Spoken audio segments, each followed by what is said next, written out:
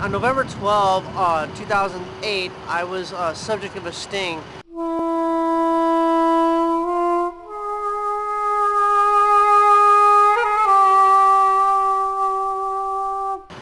Basically, the police report says that on November 5, the day after the election, I was a real active member of the Prop K campaign.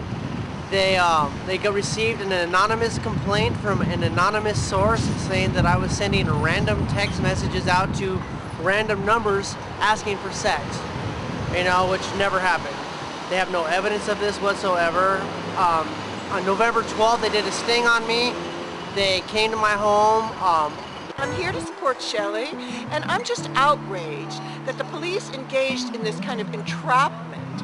Then she actually didn't get entrapped, she didn't do anything, and they heaped these charges on her, and it's just outrageous.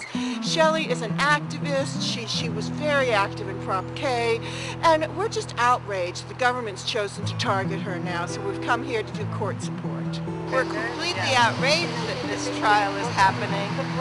It came out in Prop K how much money is being made off of criminalizing sex workers. We feel like this case has got to be dropped immediately against the woman. It was a setup by the police, and there's huge police corruption that was publicly discussed during the Prop K campaign. And this is why we're here today, to support the action. And we're really pressing hard for the charges to be completely dropped.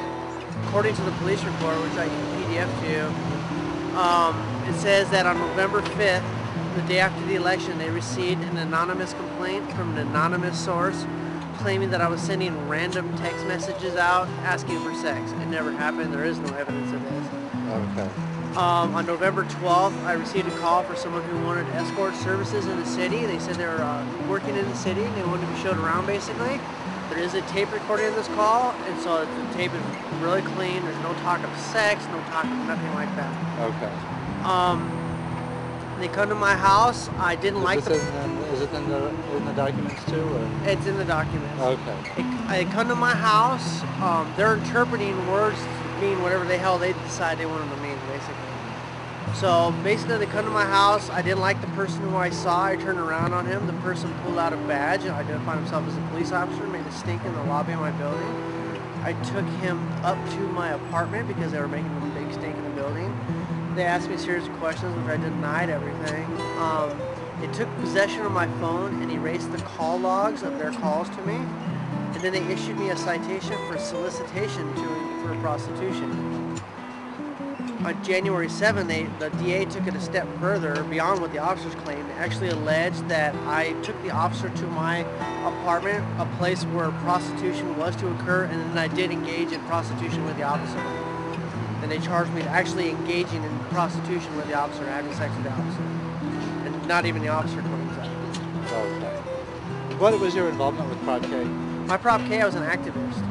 I actually worked with them. I went out precinct walking. I stood out in front of City Hall with banners. I did everything I could for Prop K. I actually met her during the Prop K campaign. She is my partner.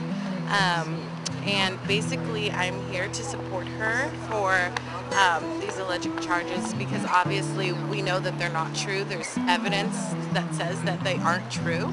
So basically, I'm just here to support her, and hopefully, they can stop socking $11 million into chasing after women and start putting it into actually fighting the crimes here in San Francisco.